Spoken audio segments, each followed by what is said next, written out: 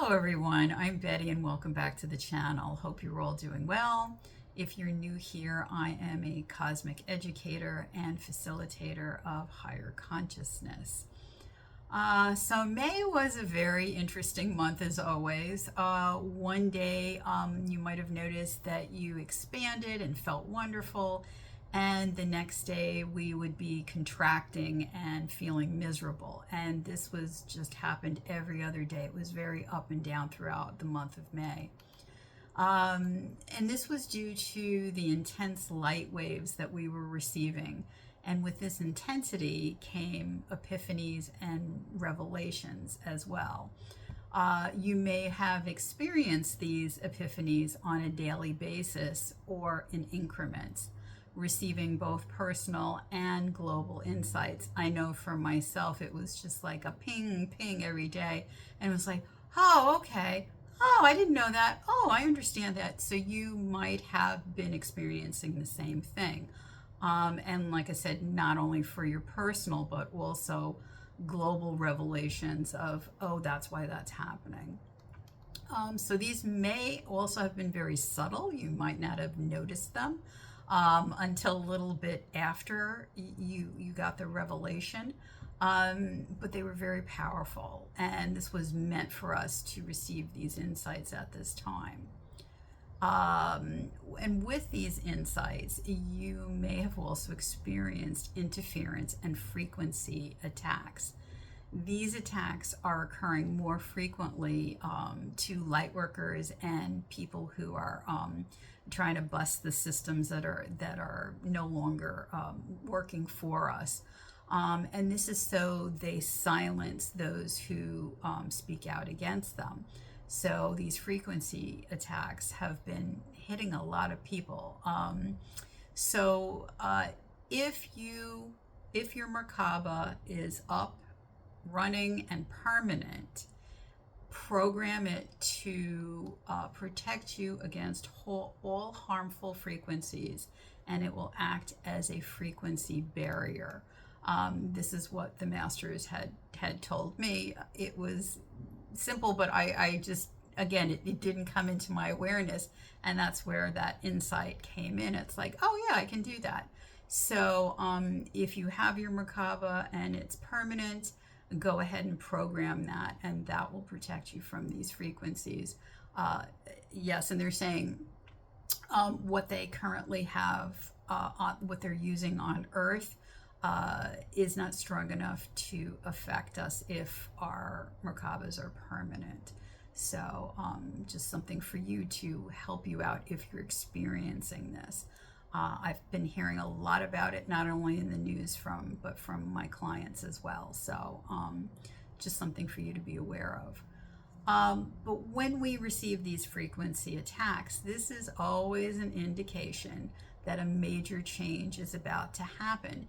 And usually that's with, a solar flash, waves of intense light coming in, a huge change in that way, that then we move up into new levels of light, but then it also triggers something within our world too. And it can be just about anything nowadays. I don't even think if it's going to be physical or political. It just doesn't matter anymore. Something usually happens with that. But it's an old game the dark forces like to play, trying to get you to give up in order to prevent you from moving forward. These interferences and manipulations aren't working anymore because more and more people are waking up to, oh, I see what they're doing.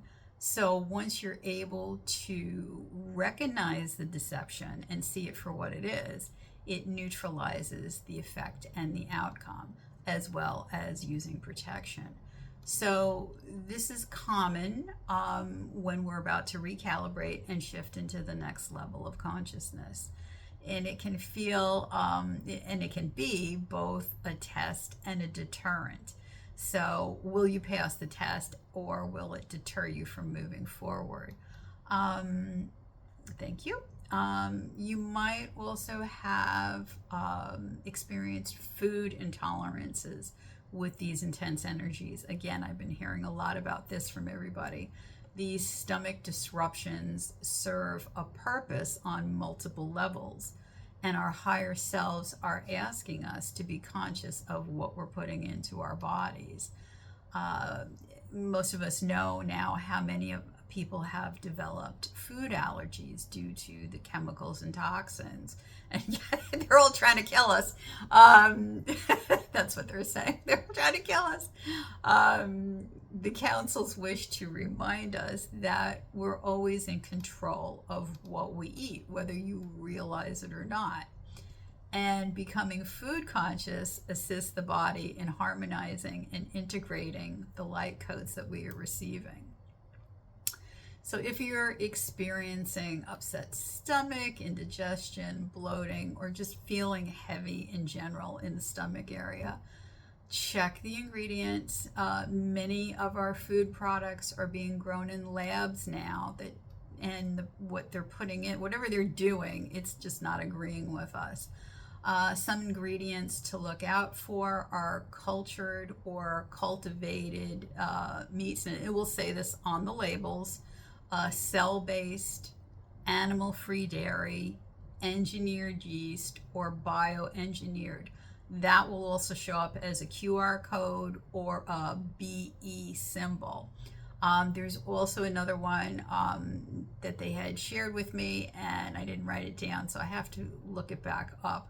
And I'll let you know next time what that is, but just check those ingredients. You know, it really should only be 2 and 3 ingredients of whatever you're eating, you know. If it's got all this other stuff, then obviously, you know. I know I wasn't too happy when I found out chocolate was being grown in a lab. And now I understand why chocolate tasted different to me. It just didn't taste the same. And I'm going, what's going on here? So now I understood. You can find, if you Google, you can find a list of chocolate makers that are using this method, as well as the ingredients online. So yeah, there's a list. Yes, and they're just reminding me now too that the brand McCormick that is used to selling the herbs and the spices and that, they just bought out a major company, so they're the only ones producing all this stuff, and they have put cancer producing and different things in all their products. So now, like if you buy Hellmann's mayonnaise or what else was it? You can look it up again. I don't remember all of them, but they bought out all these other companies. So now you have to be concerned about that, these carcinogens being in these products too, because they will change, unfortunately, what they're putting in there. So just something for you to be aware of. Yeah. So the best, they're saying the best way is just grow or buy, food that's grown by others that nothing's been put in it, and just make as much as you can on your own. And they're also saying, don't deny yourself if you want some junk, once in a while, have some, but just don't do it on a daily basis where these toxins build up in your body. So they're choosing to call this food intelligence, and this will come more to the forefront as we make the change to lighter, non-toxic foods. And within the golden octave, your body naturally carries a higher light quotient, so you're going to want to eat lighter. You're not going to want those heavier foods. And our true nature does not require food, as we are pure light force energy. And, yes, thank you. And not everyone has the means to change to healthier foods, because the prices have gone up and it's expensive. But please know you do have the ability to control and remove harmful ingredients yourself. The ancients knew, the ancients knew this long before we developed our modern technologies, that you just simply command with conviction that any harmful toxins, impurities, or defilements be dissolved. Then visualize any and all harmful ingredients being absorbed by your light. This neutralizes the effect on your body. Another option is to ask your body to bless your food. This turns toxins into light nutrients. The ancients weren't just performing a ritual, they knew they were turning their food into light energy, and this is food intelligence.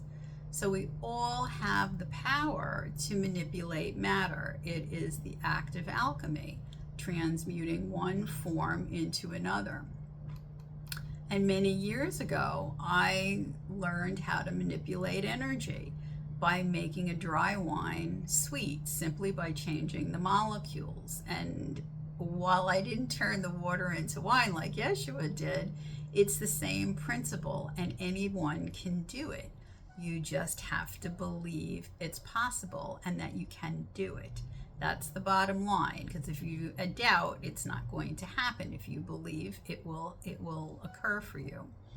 The council, the council would also like to add that everyone is unique with their intake of food, and what affects one will not affect another. So with so much information out there nowadays, whether it's doctors or wellness centers or you name it, it's all out there. Bottom line, don't listen to what they're saying. You know, you can take it in, discern it, but simply listen to your body. If you don't feel good after eating it, just don't eat it. That's the bottom line. You've got to pay attention to how your body is reacting to what you're putting into it. So just use your good judgment and discern for yourself what is right and what is wrong for your body. Okay. All right. The council's asked me to present this today. I'd like to share a great question a client had asked me, and they thought it might benefit everyone else.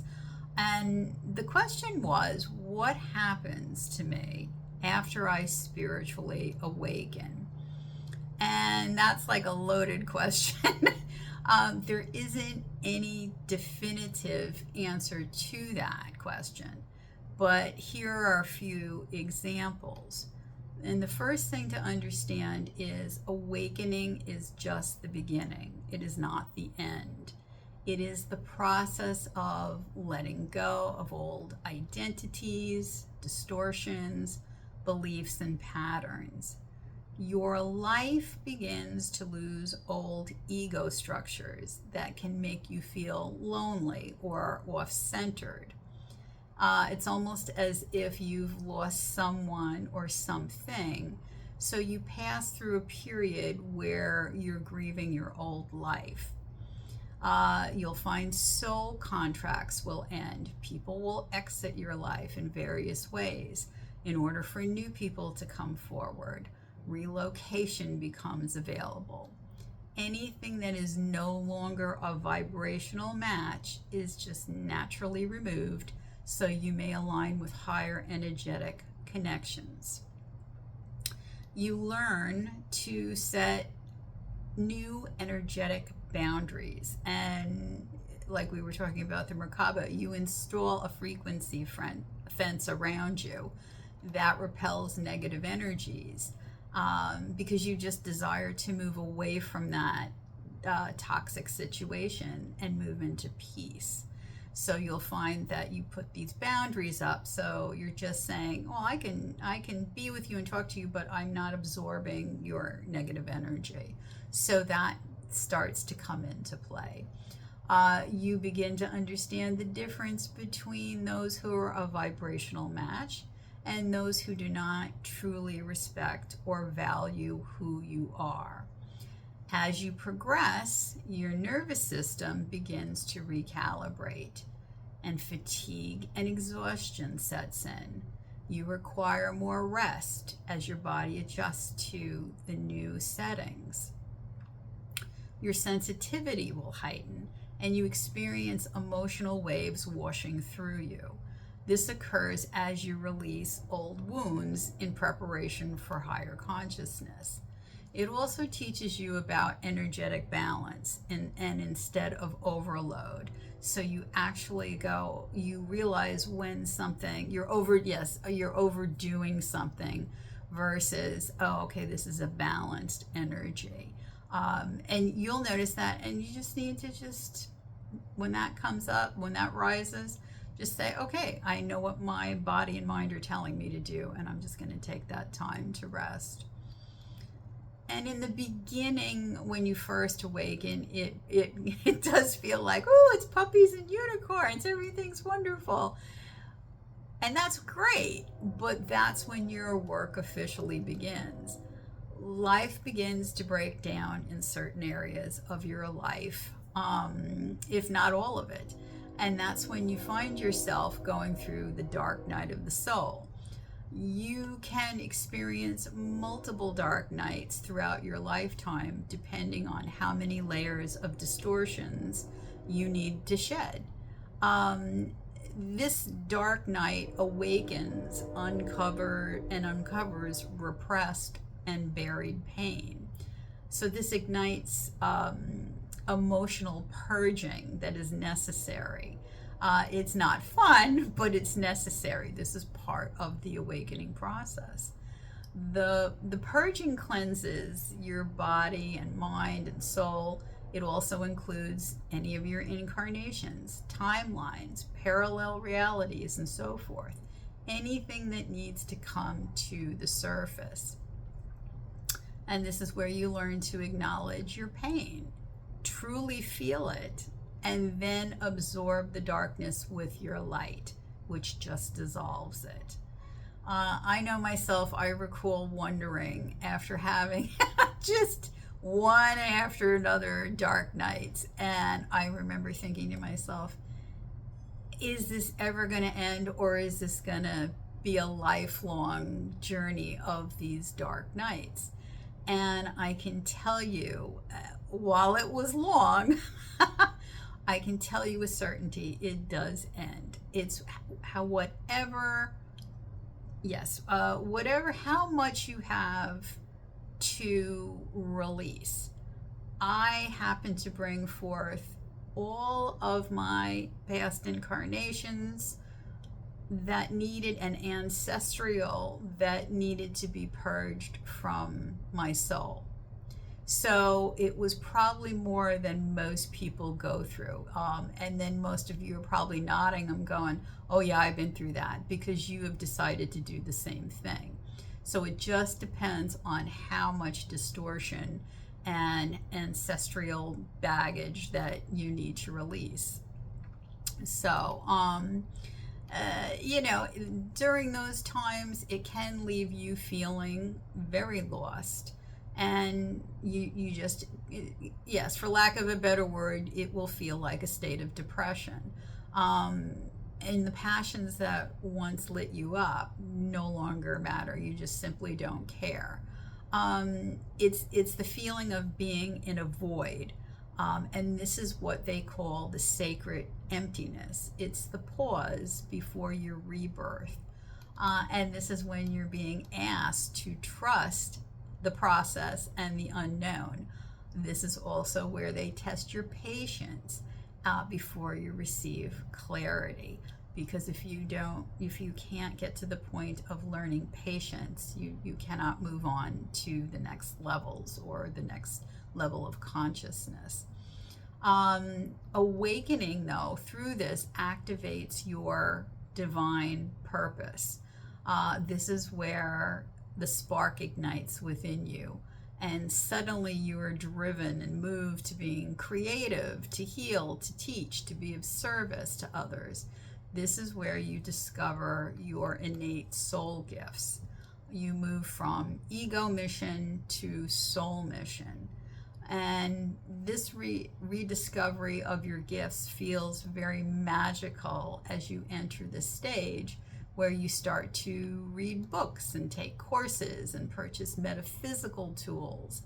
and gather with other light workers, because this is how you're gathering the information that you need for your mission. As your heart awakens, your intuition also increases, as well as your empathy and unity consciousness. You shift from manifestation to alignment, moving from wanting to control things to co-creation with Source and the Masters and your I Am presence.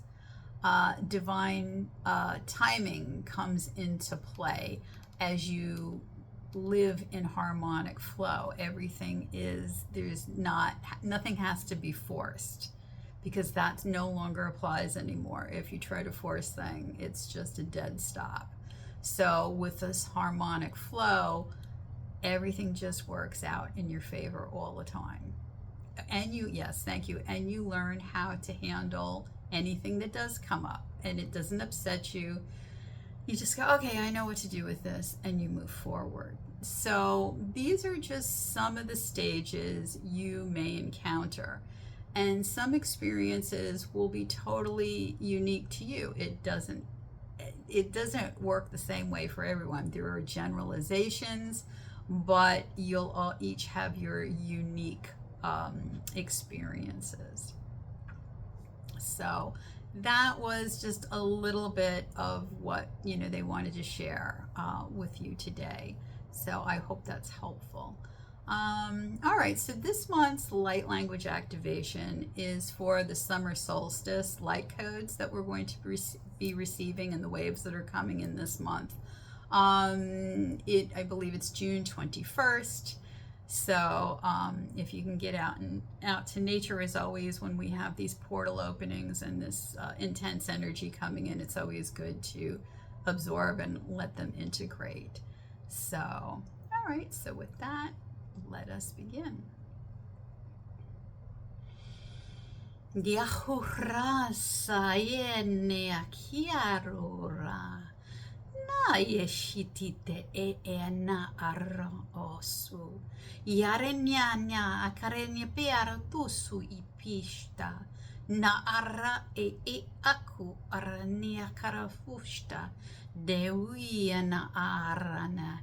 Yasu yahara ya nemiaka. Surite adarena aka. Yato suite asanya.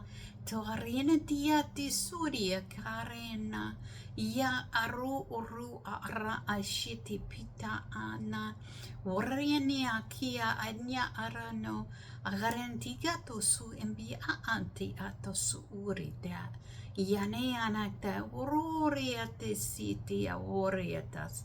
Yaharana o su urya shukane anema aru. Nyatayasu sawiyatayana swiyataishta na yesu te ayana aku exparo tushta aneake suriete aneaka swipiashtu yine areanate piatu suyine areane miakurma asu yarania ayakrepia ai prea tu sufu fustegre la khami piaru yuri measu sawiana ayaka sawiyatu pia tia the pia tu suyan mia kuriana.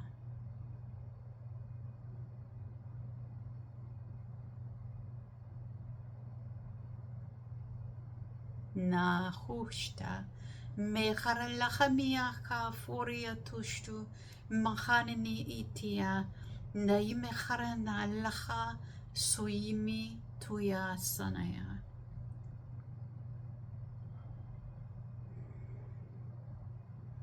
All right, that was lovely. It felt like it was heart expansion. So if you experience that, either with the activation of these codes or on the solstice itself, you may feel this heart expansion, your heart filling up with love. So Very nice, very nice. All right, so that's it. So have a happy and blessed June, and I will see you next time. Take care. Bye.